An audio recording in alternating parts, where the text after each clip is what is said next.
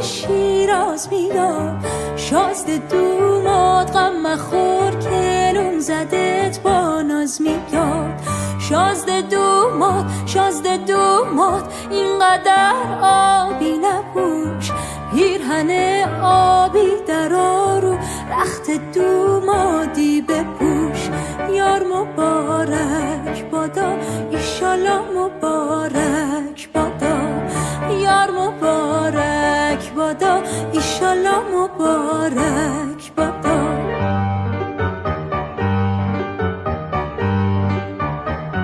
سرکوچه عروس خانوم شاخه گل کردن سوار، سرکوچه شازده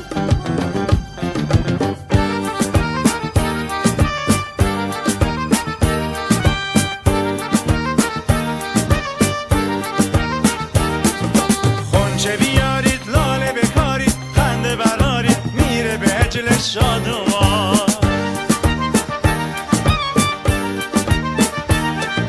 بله برونه گل میتکونه دسته به دسته دونه بدونه شادوان.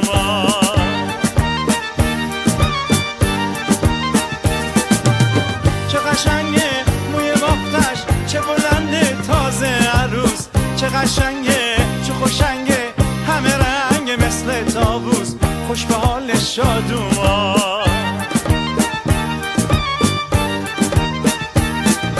کف بزنید و شادی کنید نیت به دومادی کنید، دست بزنید و شادی کنید نیت به دومادی کنید.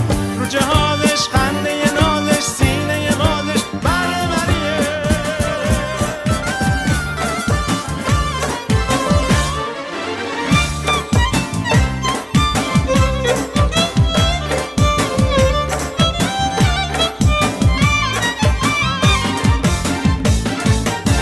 امشب تموم عاشقا با ما میخونن یک صدا، میگن تویی عاشق ترین عروس دنیا.